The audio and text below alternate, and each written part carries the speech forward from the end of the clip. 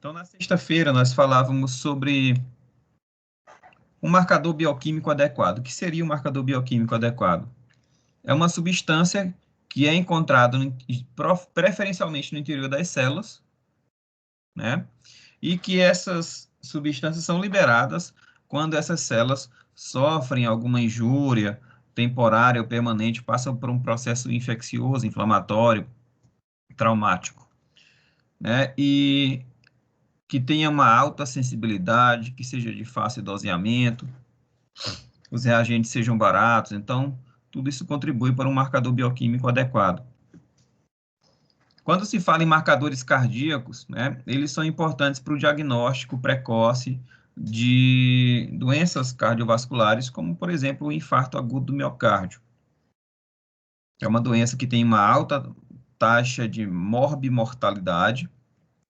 E o que seria essa alta taxa de morbimortalidade?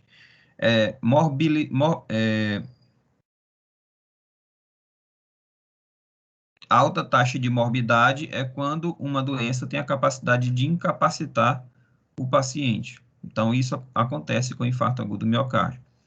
Ele pode acometer uma pessoa, mesmo não levando a óbito, ela pode levar a sequelas sérias que pode agravar a qualidade de vida do paciente, né?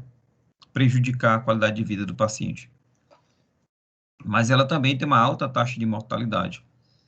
E esse infarto agudo do miocárdio, ela leva uma necrose irreversível do miocárdio.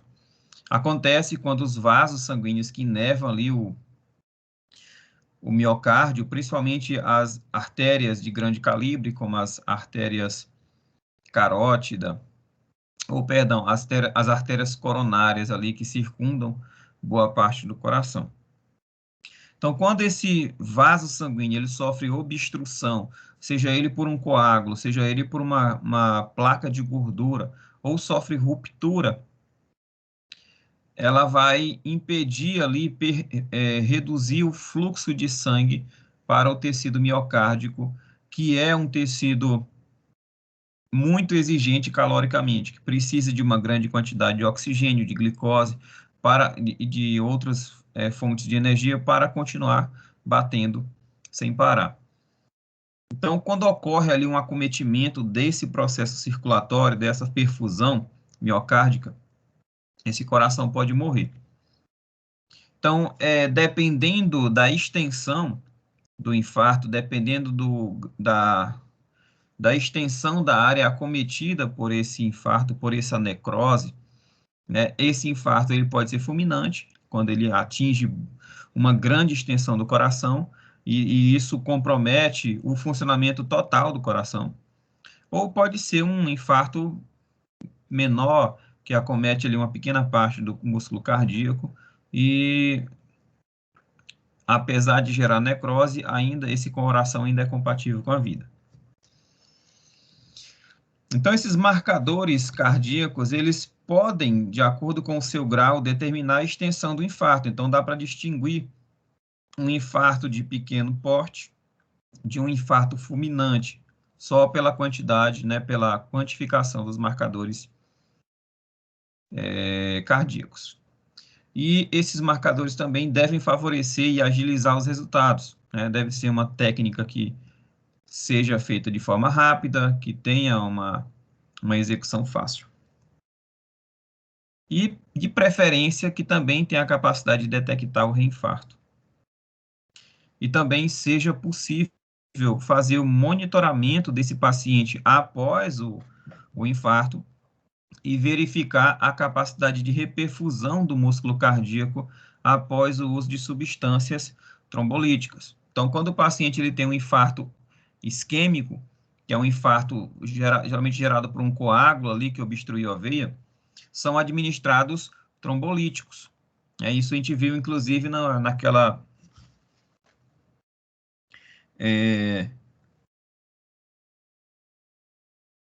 na aula de cascata de coagulação, nós falamos ali, por exemplo, da alteplase, a teplase, que é um trombolítico.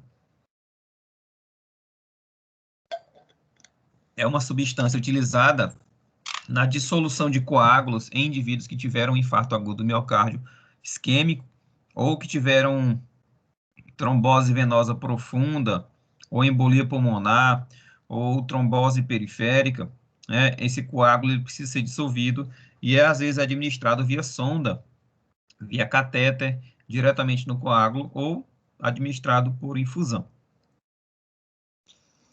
Então, os marcadores mais cardíacos mais usados são as transaminases, oxalacética, no caso aí a TGO, que é uma enzima que é encontrada no músculo cardíaco, mas é encontrada também em outros tecidos, como a gente já falou do fígado.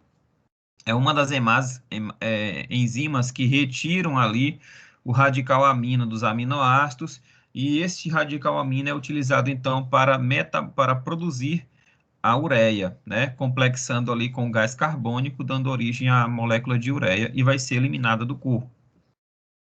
Então, à medida que aquele aminoácido ele é utilizado, o seu esqueleto carbonado, para produzir energia, através da gliconeogênese, aquele radical amina ele precisa ser removido pelas transaminases, que vão utilizar essa amina para sintetizar a ureia e ser eliminada do corpo. Então, a transaminase ela é encontrada em grande quantidade no tecido hepático, mas também é encontrada no tecido cardíaco. E aí, esse marcador, quando está elevado, ele pode sugerir uma doença hepática ou também sugerir uma doença cardíaca. Então, resta a gente utilizar outros marcadores para tirar essa dúvida de doença hepática, lesão hepática ou cardíaca. Outra enzima encontrada no músculo cardíaco é a lactato deshidrogenase, uma enzima encontrada em diversas células, inclusive em leucócitos, e quando essa célula se rompe, ela libera lactato deshidrogenase no interior ou no plasma, e os níveis de lactato elevam-se em doenças que geram lesão do músculo cardíaco. E existem também as creatinaquinases, são proteínas encontradas em diversos tecidos, né, como a CPK e outras frações, né? Então, existem várias creatinaquinases e elas são encontradas em isoformas. Algumas isoformas são mais comuns em determinado tecido do que outro. A exemplo da CKMB, que é um tipo de creatina quinase, chamada de fração MB, que ela é muito mais abundante no tecido cardíaco do que nos demais tecidos. Então, se você fazer o dosamento só da CPK, ou creatina quinase total, e ela tiver elevada, a gente tem várias opções de lesões teciduais. Mas se a CPK está elevada juntamente com a CKMB, aí o indício de lesão cardíaca fica bem evidente. Então, a fração MB ou CKMB, ela pode ser detectada por método enzimático ou também por massa. Também existe o marcador mioglobina, né, que é uma proteína contrátil encontrada no músculo esquelético, mas também encontrada no músculo cardíaco. E as troponinas, que também são proteínas contráteis, dali que geram o complexo actina, miosina, troponina, tropomiosina, que faz ali a contração e o relaxamento das fibras musculares. Então, algumas frações de troponinas também são encontradas em grande quantidade no tecido cardíaco, como a fração CTNT e a fração CTNI. Então, os marcadores cardíacos ideais em análises clínicas são aqueles que têm uma localização e seja específica no órgão a ser estudado. Então, que ele seja bem fácil de dosear e que ele seja específico em determinado órgão. Que ele também seja facilmente detectável, né? Aí exige uma técnica mais fácil, um equipamento que não seja tão caro e não exija de um treinamento tão dificultoso.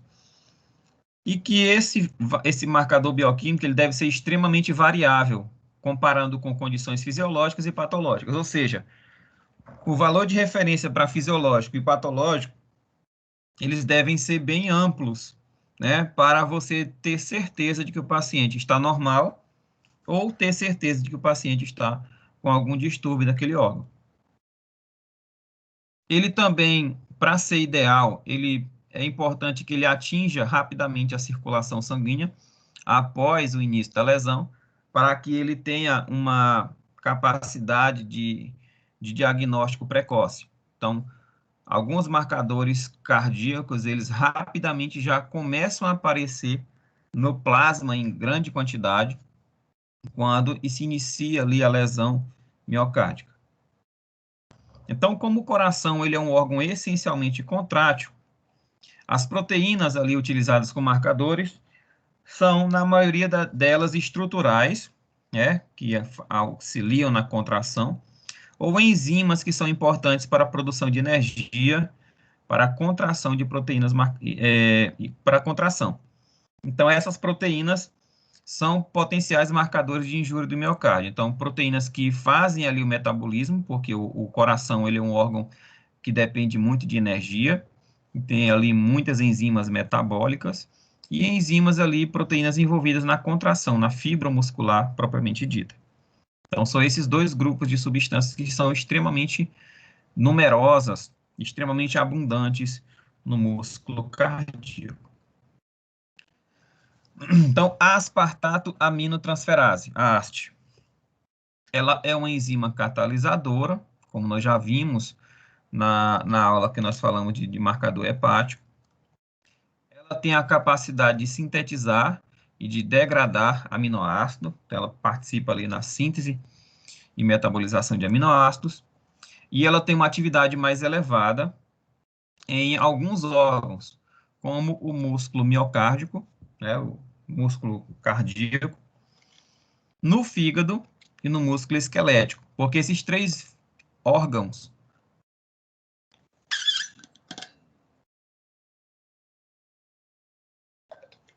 eles são extremamente dependentes de energia. Como essa enzima é catalisadora para produzir energia na gliconeogênese, e também ela é uma enzima que participa do anabolismo, da produção de fibras proteicas, ela está muito presente nesses três órgãos. No caso de lesão desses órgãos, ela começa a aumentar no sangue do paciente, no plasma do paciente, 6 a 8 horas após o início da lesão. E ela vai apresentar a sua concentração máxima em 18 a 24 horas depois do início dessa lesão. E esses valores, eles ficam, né, de 5 a 10 vezes acima do valor normal. Então, não tem como você confundir um valor normal com um valor alterado, porque a elevação é exponencial. E esses valores, eles demoram voltar ao estado normal. Então, ele também é um bom marcador tardio. Ele volta ao normal de 4 a 5 dias depois do fim dessa necrose.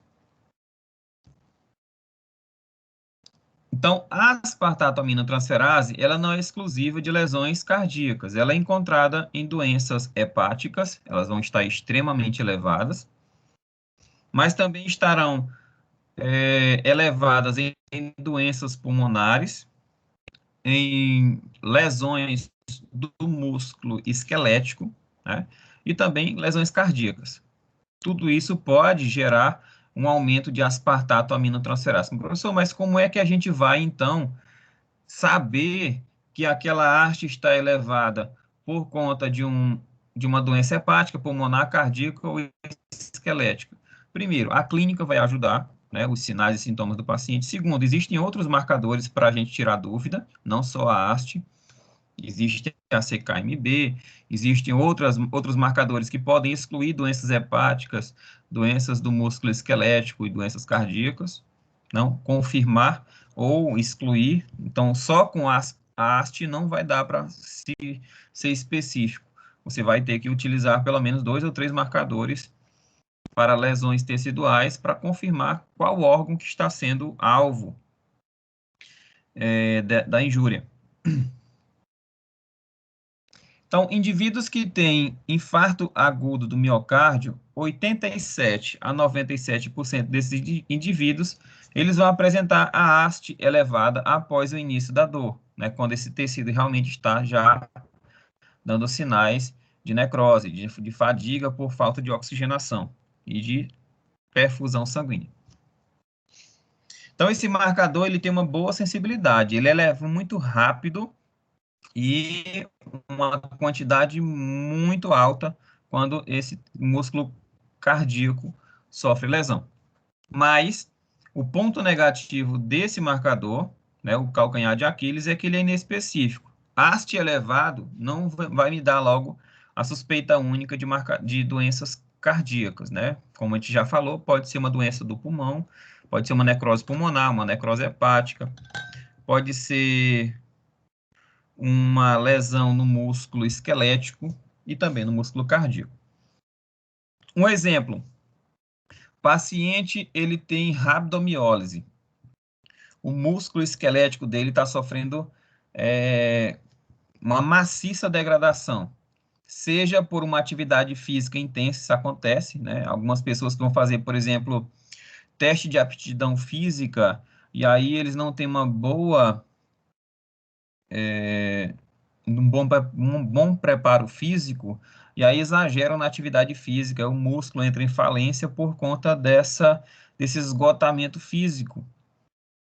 Começa a lesionar o músculo, as proteínas musculares começam a ser liberadas no sangue, isso pode inclusive gerar um colapso renal.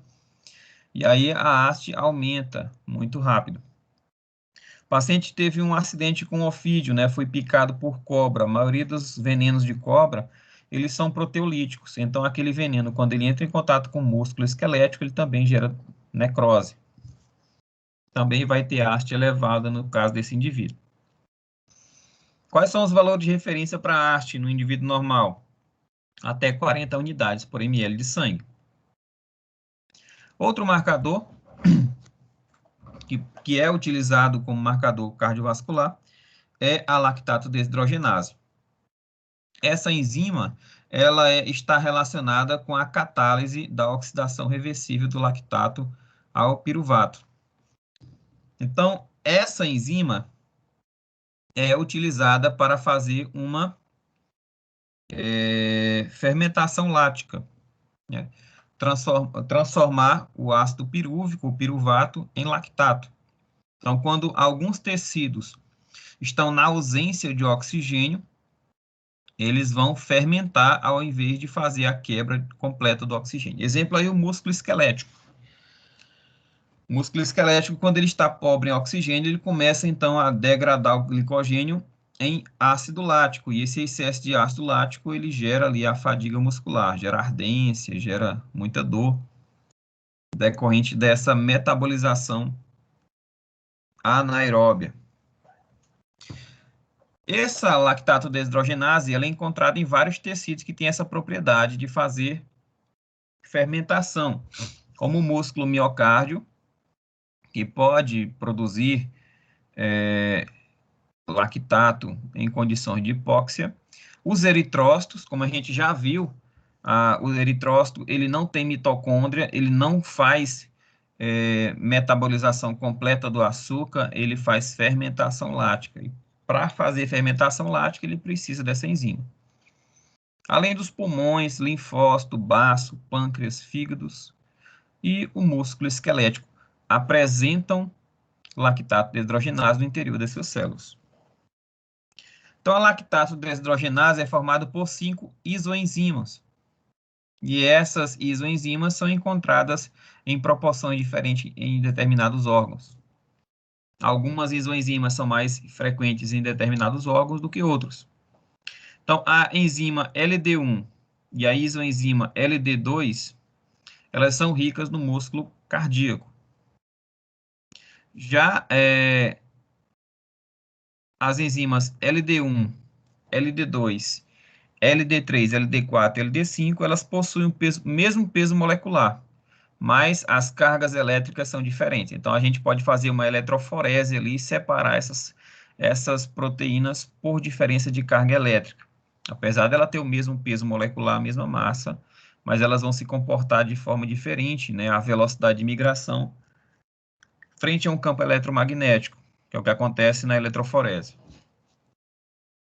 Então, no infarto agudo do miocárdio, a LD1 ela vai estar mais elevada do que a LD2. Então, isso aí já é um bom marcador, não só a quantificação dessas isoenzimas, mas a comparativo entre suas concentrações serve também como um bom parâmetro. Então, a gente avaliar o padrão de elevação sérica dessas isoenzimas serve também para ter um diagnóstico mais apurado, mais específico.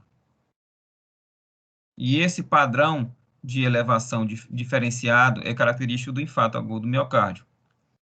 Então, 24 horas após o início do infarto agudo do miocárdio, ela vai ter uma elevação dos níveis de LDH e esses valores vão persistir elevados por 10 até 14 dias.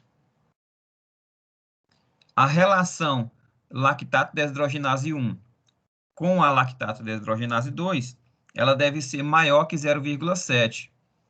E esse valor, né, ela gera uma sensibilidade de diagnóstico mais que 99% dos casos de infarto agudo do miocárdio. Então, se eu fizer o doseamento das isoenzimas LDH em pacientes que estão com suspeita de infarto e o valor dessa relação, o valor de LD1 dividido pelo valor de LD2 estiver acima de 0,7, esse valor é predizente para o diagnóstico de infarto agudo do miocárdio, com uma certeza de mais de 99%.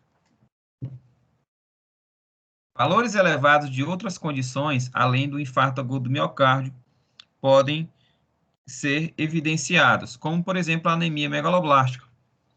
É aquela hemácia gigante por conta da carência de vitamina B9 ou B12. Essa hemácia, como ela é grande, ela não consegue passar pelos microvasos, ela é facilmente destruída pelos macrófagos teciduais. E ao sofrer hemólise, ela libera lactato desidrogenase na corrente sanguínea. Algumas neoplasias também geram uma elevação de lactato desidrogenase, principalmente as leucemias, que inclusive nós já falamos de aulas anteriores, que o LDH é um marcador para leucemias e linfomas. Por conta dessa ruptura da célula em grande quantidade, essas células acabam liberando lactato desidrogenase no plasma do paciente, gerando um aumento de concentração plasmática. Indivíduos que apresentam choque e também hipóxia vão ter elevação de lactato desidrogenase. Os valores de referência para lactato desidrogenase é até 480 unidades internacionais por ml. Tá? Esse UI maiúsculo significa unidade internacional. Outra marcador cardiovascular muito importante é a creatinofosfoquinase, também chamado de CPK ou apenas de CK, né? Ela é um grupo de proteínas que se apresentam em isoformas diferentes, e essas isoformas são encontradas em alguns tecidos, como muscular e no tecido cerebral. Essa creatina fosfoquinase, ela impede que haja uma rápida perda de ATP e abastece os músculos com fosfato de alta energia. Então, é ela ali que faz a introdução do radical fosfato no ADP para produzir mais ATP. Então, existem 3 enzimas diméricas da creatina fosfoquinase. Então, ela é uma proteína formada por 2 partes, né? 2 dímeros. Então, existem 3 isoenzimas diméricas. Essas enzimas, elas apenas estão associadas à mitocôndria. Temos aí a creatina quinase BB, ou creatina quinase 1, a creatina quinase M e B, ou creatina quinase 2, e a creatina quinase MM, né? Então, a creatina quinase é formada por duas isoformas B, uma mista, né, M e B, e uma formada por duas isoformas M, ou CK3. Então, a CKBB, ou CK1, ela é encontrada principalmente no tecido cerebral, e raramente ela vai ser encontrada no sangue, por conta ali da barreira hematoencefálica, né? Formada ali pelos astrócitos, que impede ou dificulta a passagem de substâncias entre o cérebro e o sangue. Mas ela pode ser encontrada no líquido cefalorraquidiano e pode ser utilizada, inclusive, como marcador para lesões cerebrais. A CKMB, ou CK2, ela é uma forma híbrida, predominantemente no miocárdio. Então, ele é um bom marcador cardíaco, porque quando a elevação de CKMB está bem evidente no sangue, indica, né, fortemente, é um forte indício de que o músculo cardíaco está sofrendo necrose. E a CKMM, ou CK3, ela é muito abundante no músculo esquelético, então ela é um bom marcador para lesões musculares esqueléticas. Essas enzimas, elas são encontradas no citosol ou associadas ali à estrutura de miofibrilas. Quais são as características que dão a essa creatina fosfoquinase?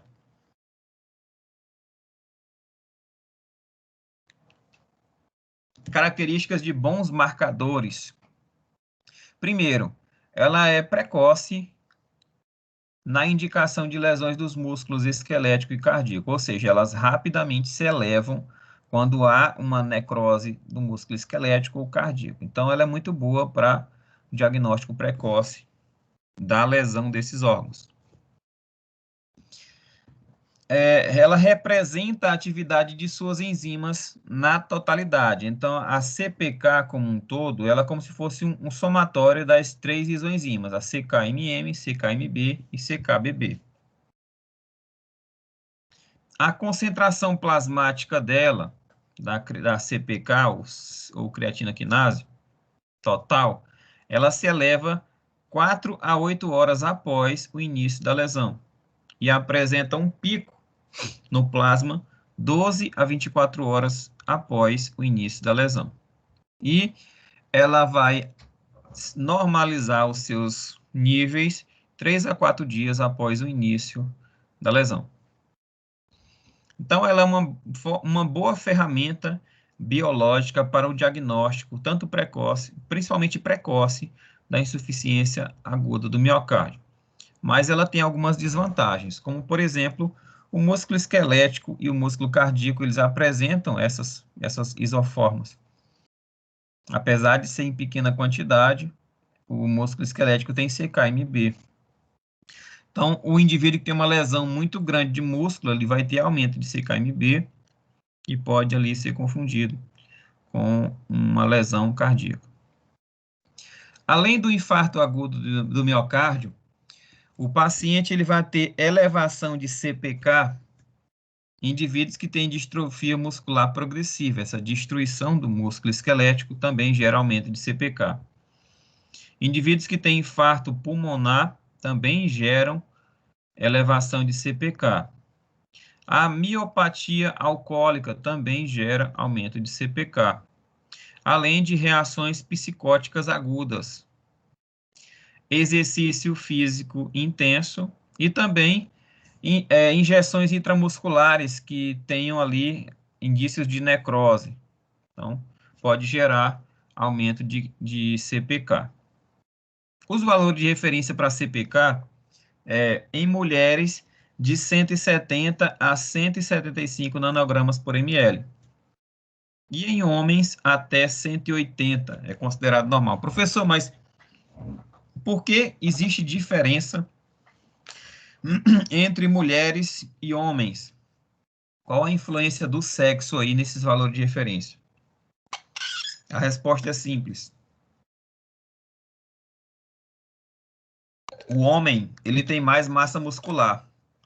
A média, né, dos homens tem mais massa muscular do que as mulheres.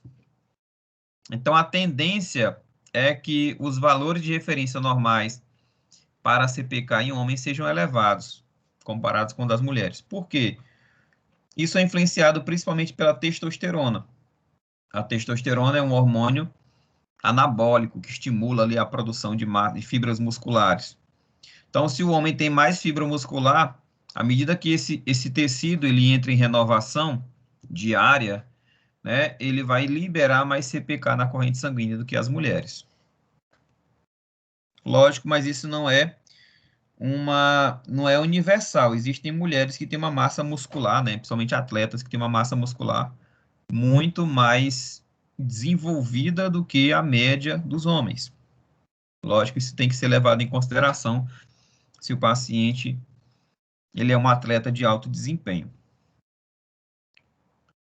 Então, já a fração MB da creatina fosfoquinase, estava falando da creatina normal, creatina total, né? Agora, a creatina fosfoquinase, a fração MB, que é mais específica para o músculo cardíaco, ela é mais específica para o diagnóstico de doenças coronarianas. Então, a CKMB, ela corresponde a 20% de toda a creatina quinase encontrada no tecido cardíaco. Já a creatina quinase, MB, encontrada no músculo esquelético, vai de 0 a 3%. Então, tem uma diferença muito grande. Então, se há uma lesão no músculo cardíaco, a tendência é que a CKMB se eleve muito mais facilmente do que numa lesão do músculo esquelético. Essa creatina quinase, fração MB, ela pode ser doseada, né? E dependendo dos valores encontrados no paciente, a gente pode inferir numa extensão da insuficiência aguda do miocárdio, ou seja, quanto maior o valor, maior o comprometimento, maior a extensão da lesão do músculo cardíaco. E isso é importante para o diagnóstico e o prognóstico, né? A expectativa de cura, né? A qualidade de vida desse paciente após a, a recuperação. Então, a CKMB, ela tem uma alta especificidade para doenças do miocárdio e uma baixa especificidade para lesões do músculo miocárdio e músculo esquelético, né? Então, ele é mais específico para doenças do músculo miocárdio e menos específico para doenças do músculo esquelético. Além do doseamento em si da CKMB, existem algumas fórmulas matemáticas que nos ajudam a entender melhor e gerar um resultado mais acurado, mais assertivo para o diagnóstico, como, por exemplo, o index do CKMB. Então, como é que é feito? Você vai pegar 100, multiplicar pelo valor de CKMB e dividir pelo valor de CK total, né? Ou CPK, a creatinina fosfoquinase. Se o valor dessa fórmula matemática, se o resultado der menor que 4%, então a lesão é de músculo esquelético. Se tiver o valor entre 4% e 25%, é uma lesão de músculo cardíaco. E acima de 25% é a presença de macrocreatina quinase. Então, essa fração CKMB, ela se eleva no paciente com infarto agudo do miocárdio 4 a 8 horas após o evento.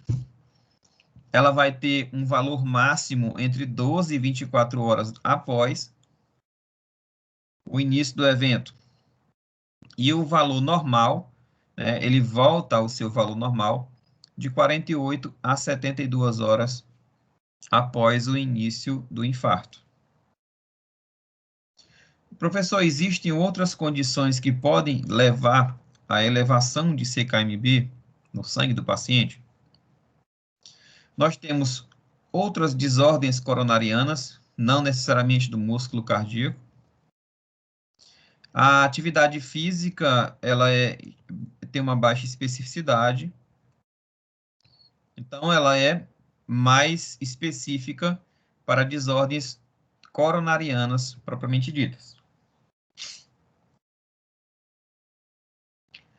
Então, a análise da CKMB sérica, ela pode ser feita de forma enzimática, né? Quais são as, as técnicas analíticas que nós podemos empregar para o doseamento de CKMB em laboratório? Existe a técnica enzimática, onde você utiliza uma enzima que vai se ligar a essa fração CKMB, e ao gerar a ligação, esse complexo enzima ligado ao substrato, ela vai gerar uma cor, né? E ela vai ser mensurada, essa cor vai ser mensurada por uma técnica colorimétrica comum, como vários analitos na bioquímica são feitos por técnicas colorimétricas. Mas existe também o CKMB massa, que você vai utilizar anticorpos monoclonais que reconhecem essa fração CKMB, e ao reconhecer, se liga a essa proteína, formando um complexo anticorpo ligado ao antígeno. Esse complexo, então, ele vai ser mensurado por um método imunométrico, né? Através de imunoensaio. Esse método CKMB massa, ele gera resultados mais confiáveis, porque essa reação antígeno-anticorpo, ela é extremamente específica, e além de ser o limite de detecção inferior ser muito baixo, ou seja, você consegue detectar CKMB em doses muito pequenas, que no método colorimétrico pode ser indetectável. Então, essa técnica de CKMB massa, ela tem uma sensibilidade analítica maior, e ela detecta, além das enzimas ativas, também detecta enzimas inativas, ou seja, aquelas enzimas de indivíduos que já estão com um determinado tempo com um evento já tardio de infarto agudo do miocárdio. Quais são as vantagens da CKMB massa comparada com a CKMB método enzimático? Então, o teste de massa, ele detecta lesões do miocárdio 1 a 2 horas antes que o método enzimático. Então, à medida que aquela CKMB vai elevando, né, o CKMB massa, como ele tem um limite de detecção inferior muito baixo, então ele começa a detectar essa elevação antes mesmo de que seja detectável pelo CKMB enzimático. Então, ele é mais sensível, detectando mais precocemente. Então, ele é mais empregado, né? Ele é mais eficaz no diagnóstico precoce do infarto agudo do miocárdio. Mas quais as desvantagens do CKMB massa? Ocorre aumento após danos em outros tecidos não cardíacos. Então, como ele é muito sensível, ele pode detectar o CKMB massa que elevou-se não por uma lesão do músculo cardíaco, e sim por uma lesão do músculo liso ou do músculo esquelético. Lembra que esses tecidos também têm CKMB, só que em pequena quantidade. Então, mas como o método massa, ele é mais sensível, ele acaba detectando ali, de forma cruzada, outras lesões de tecidos, como o músculo liso esquelético. E aí pode gerar um falso positivo. Quais são os valores de referência de CKMB no sexo masculino? Ou, quais são os valores de referência? Então, a CKMB enzimática, ela tem um valor de referência considerado normal até 25 unidades internacionais a 37 graus Celsius.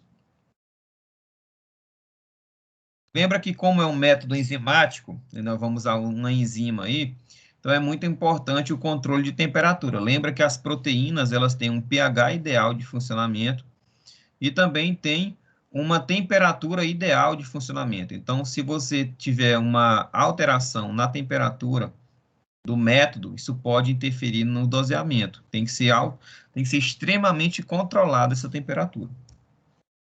Já o CKMB massa, ele consegue detectar menor quantidade, então ele é considerado normal até 5,1 nanogramas por ml de sangue do paciente.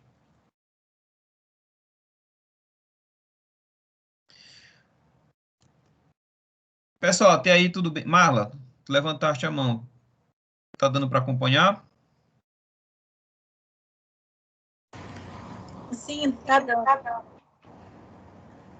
Queria fazer alguma pergunta? Na verdade, lá no comecinho, já anotei aqui, pronto, aqui. Vamos lá.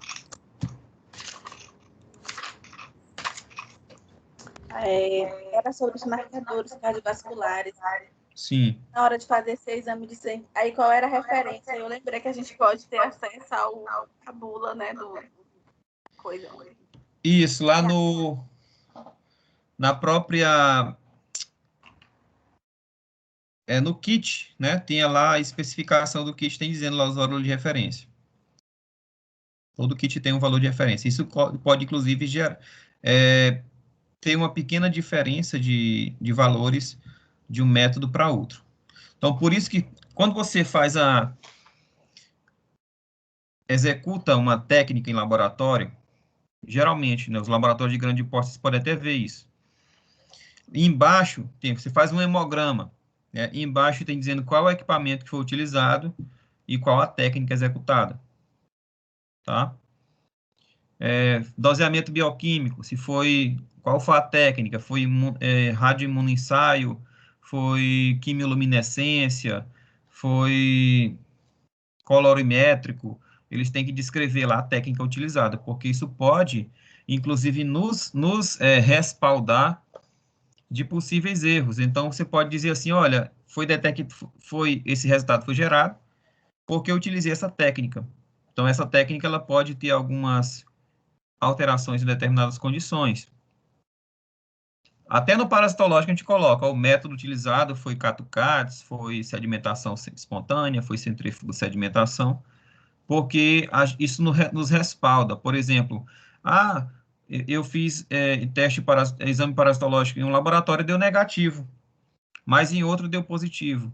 O que pode ter acontecido? A técnica, porque tem técnica parasitológica tem uma baixa especificidade, tem uma baixa detecção. Mas quando você olha o parasita, lá é padrão ouro. Se você está olhando o ovo do parasita, é porque tem no intestino do paciente.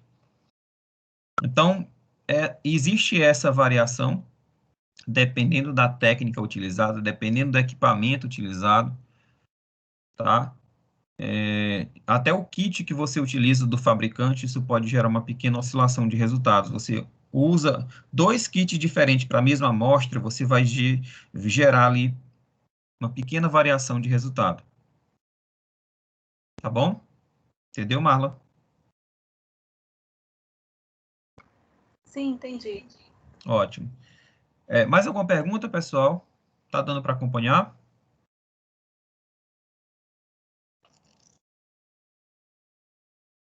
Então, vamos continuar. Então, o macro CK. O macro CK são duas enzimas macromoleculares. Macro CK1, que é um complexo de creatina quinase BB ou creatina quinase MM, que está ligado a um anticorpo do tipo IgA ou IgG. Então, o que acontece? Quando ocorrem lesões no tecido, essas proteínas elas podem ser reconhecidas por anticorpos, né? Porque elas podem ser reconhecidas como substâncias estranhas, porque elas normalmente não estão ali em contato com os anticorpos. E aí ela pode gerar ali um complexo, né, anticorpo-antígeno. Já o macro CK2, ele é um complexo de origem mitocondrial que está geralmente associado a neoplasias. O macro CK, ele pode gerar falso positivo quando ocorre a dosagem de creatina quinase da fração MB esses anticorpos, eles podem se ligar à fração M do dímero CK e podem gerar ali uma reação cruzada que pode interferir no valor de macro CK. Então, o anticorpo monoclonal antifração M do dímero CK, ele vai inibir as isoenzimas MM, encontrado na subunidade M da creatina quinase MB. Lembra que a creatina quinase MB, ela é uma fração mista, formada por uma subunidade M e uma subunidade B. E elas vão ser quantificadas, essa ligação, a 37 graus Celsius. Mas esse anticorpo ele não vai inibir, ele não vai se ligar à fração BB, né? E essa fração BB, como ela não tem a fração M, ela não vai sofrer ligação do anticorpo. E essa reação, ela não é inibida nem por 45 graus Celsius por 20 minutos. Tá? Então, você vai gerar uma reação para quantificar a fração M, e essa quantificação deve ser feita a 37 graus Celsius. Mas ela não vai se ligar de forma inespecífica com a fração BB.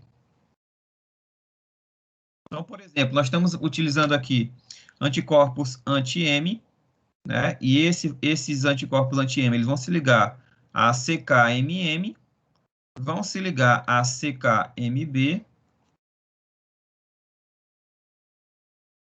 mas eles não vão se ligar à fração CKBB, tá? Então, ele consegue detectar as frações MM e MB.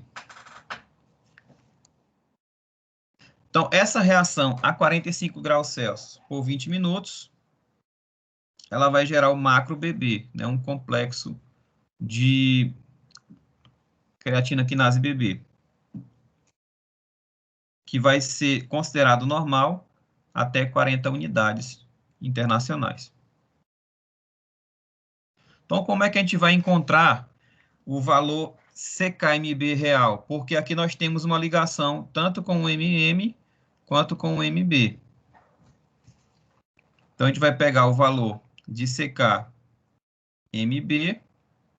e retirar o valor de CKMB a 70 graus Celsius, perdão, e CKMB a 37 graus Celsius e o CKMB a 45 graus Celsius. E depois você vai encontrar o valor real.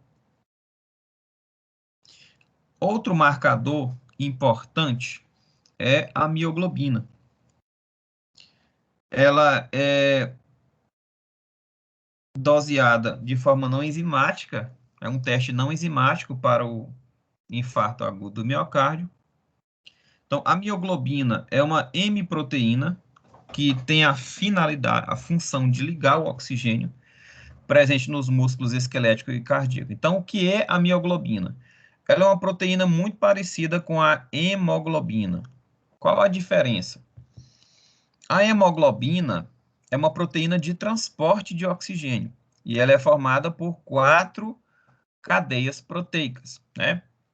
A hemoglobina A1, por exemplo, que é a mais abundante no sangue do adulto normal, ela é formada por 2 cadeias alfa-globínicas e 2 cadeias beta-globínicas. Já a mioglobina, ela é uma proteína semelhante a uma das cadeias proteicas da hemoglobina. Então, comparando ali a hemoglobina, que tem 4 cadeias proteicas, a mioglobina só tem uma, né? Muito parecida ali com as cadeias globínicas. Então, qual a função da mioglobina? Armazenar oxigênio nos tecidos esquelético e cardíaco. Por quê?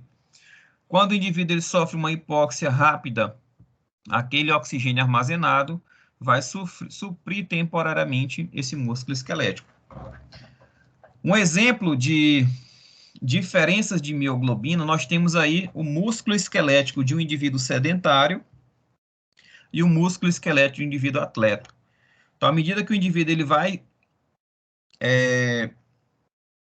praticando atividade física, o seu corpo vai se adaptando à atividade física, ele não vai entrando, não vai entrar mais em fadiga muscular, porque à medida que o corpo dele, o músculo dele vai entrando em fadiga muscular, essa fadiga muscular vai induzindo a produção de mais mioglobina.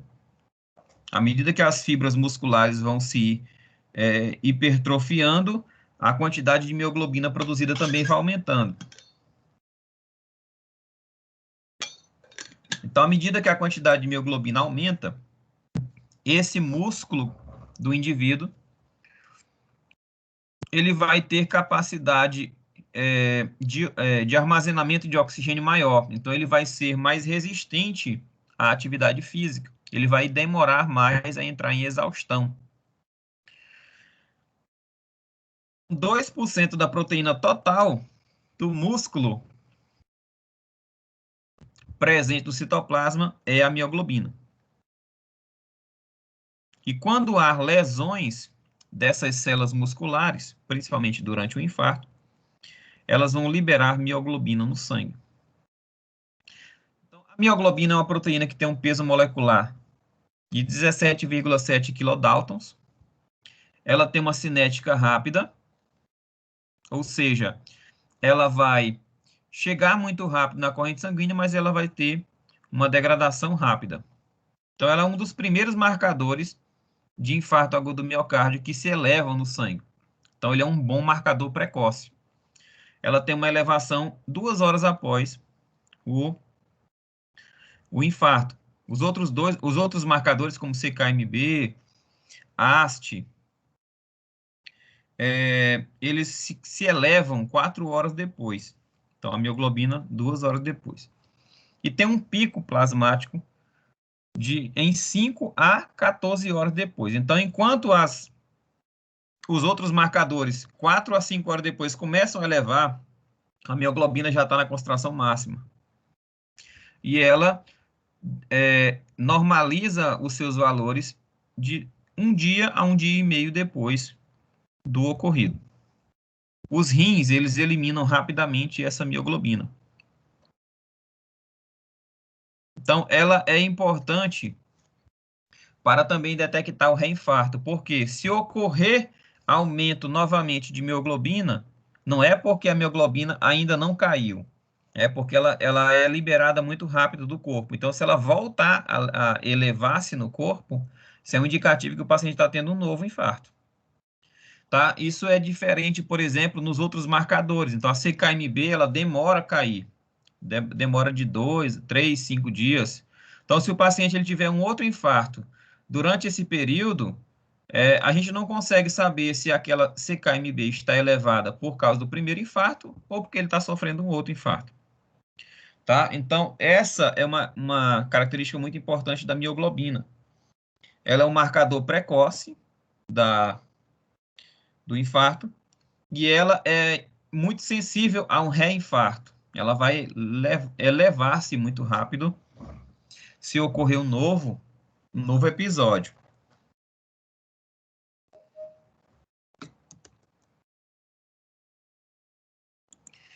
Marla, tem outra pergunta? Não, professor. É porque tua mãozinha está levantada aqui no... Eu não estou conseguindo baixar. Tá certo. Quais são as outras condições que podem elevar a mioglobina? Então, o paciente que teve uma lesão muscular esquelética, porque a mioglobina ela é muito abundante no músculo esquelético. Então, isso é um ponto negativo da mioglobina. Ela é um marcador precoce, mas ela não é específica para o músculo cardíaco, né? Lesões esqueléticas podem elevar também. Indivíduos que apresentam atrofia muscular progressiva têm uma mioglobina elevada, ou que apresentam uma insuficiência renal grave, pode ter ali elevação também de mioglobina. Pacientes que fazem uso de cocaína, né? Ou então indivíduos que foram submetidos à cirurgia de grande porte, né? Porque aquele corte gera uma lesão tecidual grave, né? Que vai elevar a quantidade de mioglobina na corrente. E também a atividade física, né?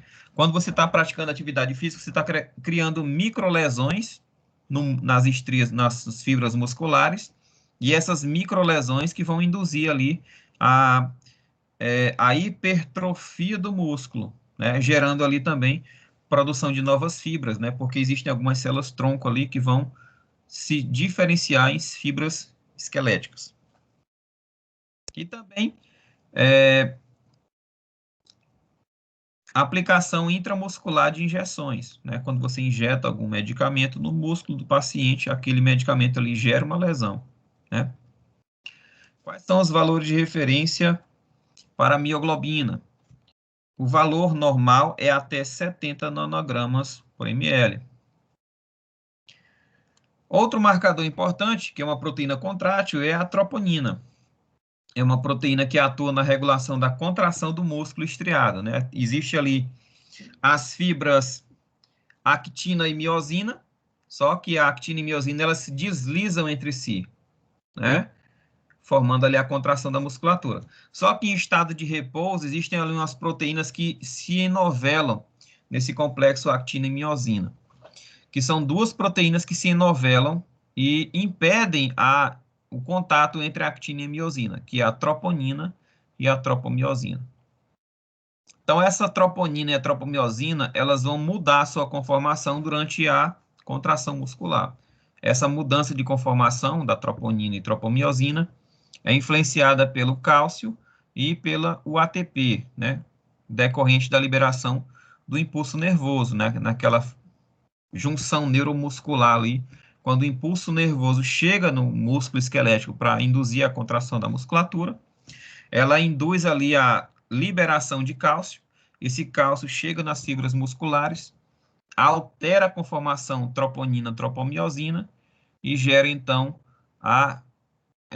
o deslizar entre as moléculas de actina e miosina.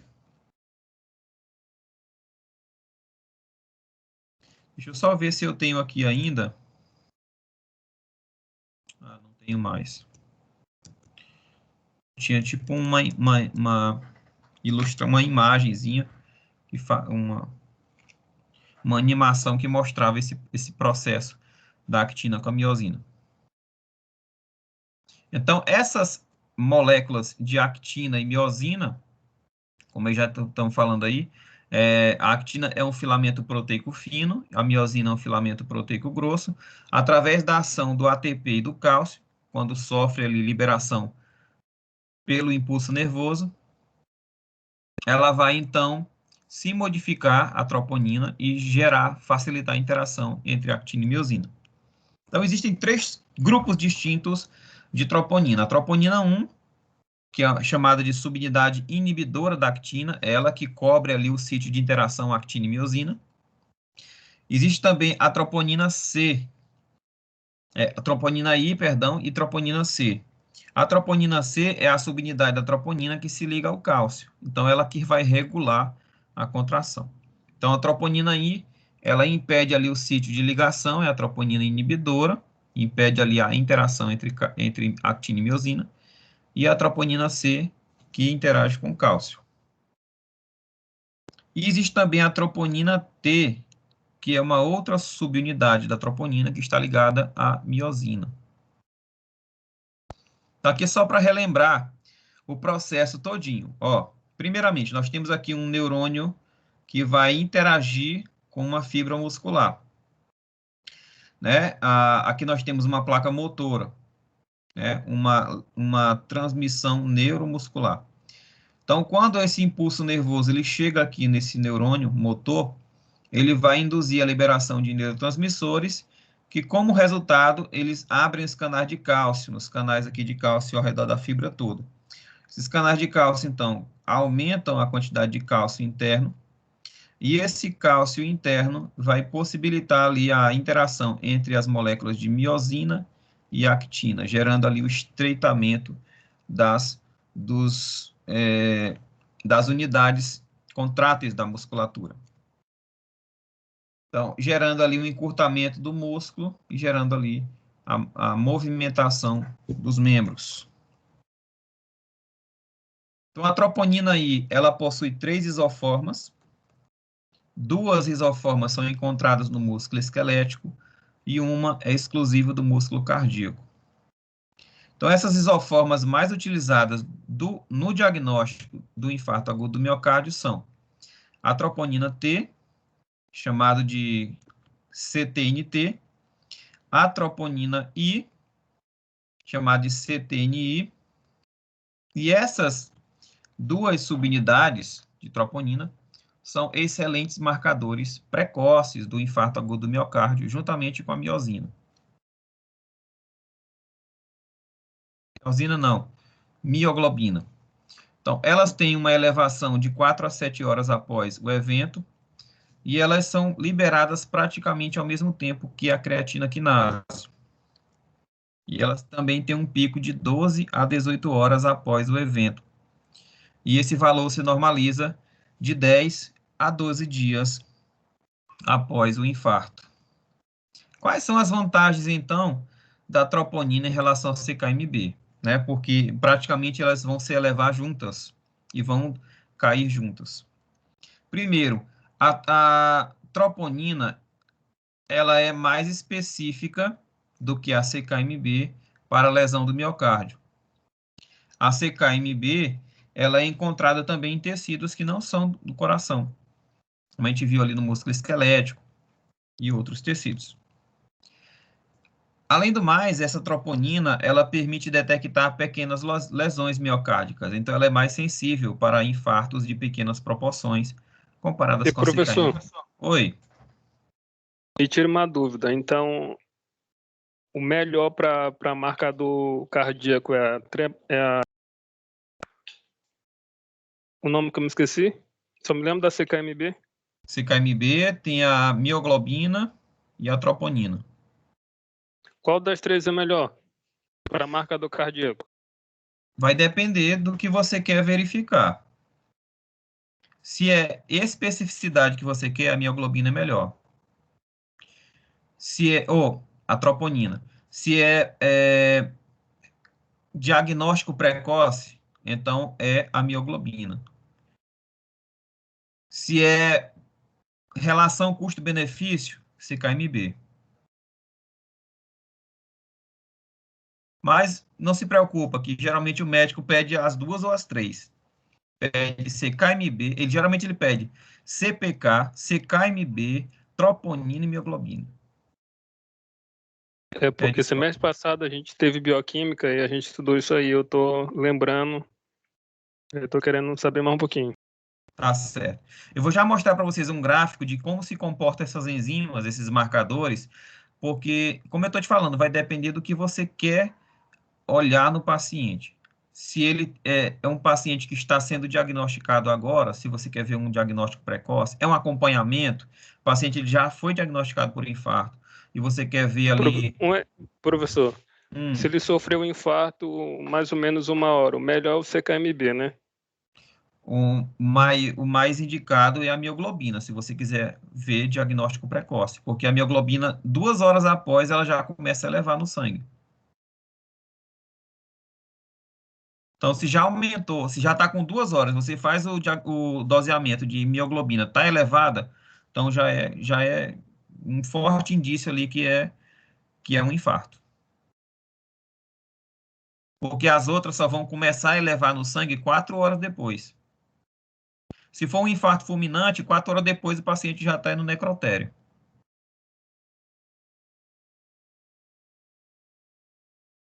Entendeu? Então, vai depender muito. Se o paciente está no estado grave professor.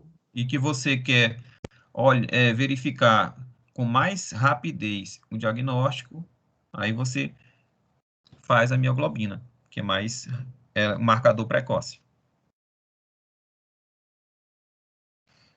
Então, pequenas lesões miocárdicas, elas não são detectadas na mensuração de CKMB. Então, além no caso aí, a troponina, ela é mais sensível, tá, do que a CKMB. Então, aí nós temos as duas frações de troponina, né? A fração troponina T e a fração troponina I. A T, ela não possui especificidade total para o miocárdio. E a troponina I, ela está confinada ao miocárdio, mas ela não se eleva em pacientes com insuficiência renal crônica. O valor de referência é até 1 nanograma por ml. Aí, sim, é esse gráfico aqui que eu queria mostrar para vocês, ó. Então, a mioglobina, ela vai se elevar, ó, muito precocemente. 1 a 2 horas após o início. Ela já tem uma elevação muito rápida. E outra coisa, ela é eliminada do corpo muito rápido. Então, qual a vantagem da mioglobina? É que ela é muito boa para o diagnóstico precoce e ela é muito boa para o reinfarto. Porque se o paciente ele tiver novamente um outro pico de mioglobina, não é porque ele está ainda com um infarto em andamento, é porque ele já está tendo outro infarto. Porque 4 a 6 horas depois, a mioglobina já vai estar nos valores normais. Tá? Se ocorreu novamente uma elevação de mioglobina, no dia seguinte ou 10 horas depois, ele está tendo um novo infarto.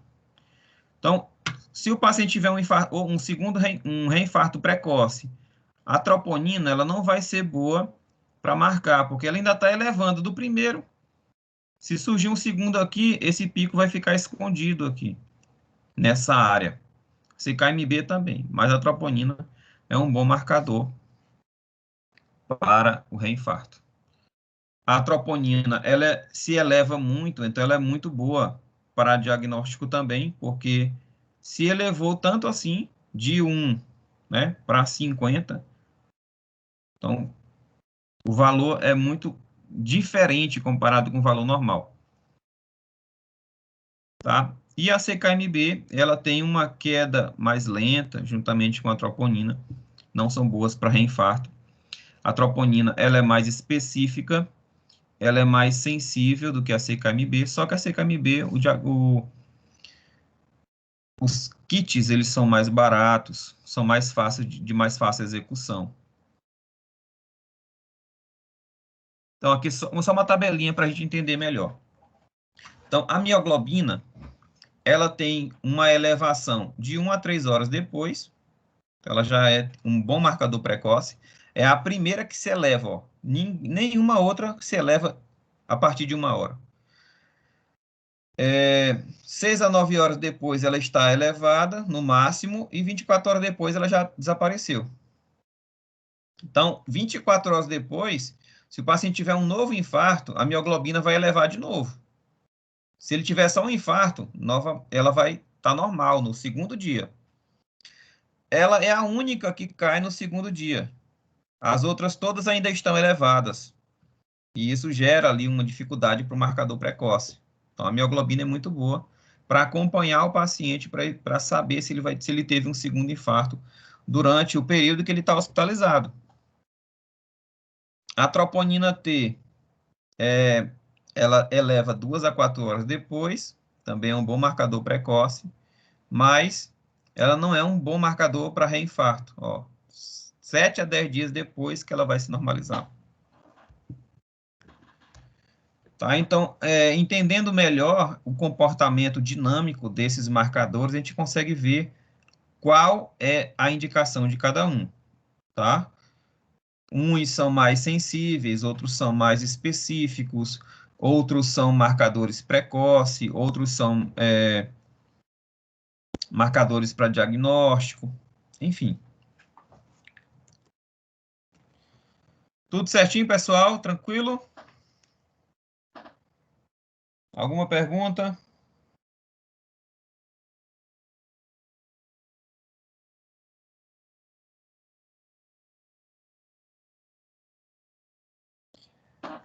Alguém? Não?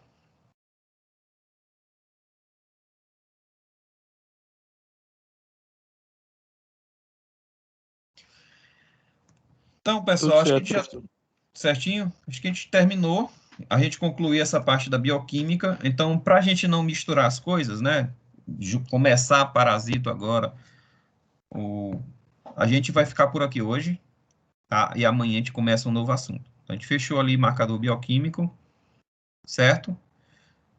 Faltou a gente falar de marcador inflamatório, mas lá no estágio a gente pode pincelar um pouquinho sobre marcadores inflamatórios. Eu até tenho uma aula sobre marcadores inflamatórios, né, de fase aguda, como PCR, ferritina, epsidina, mas lá no estágio a gente pode debater um pouquinho sobre esse assunto. Fala, Davi.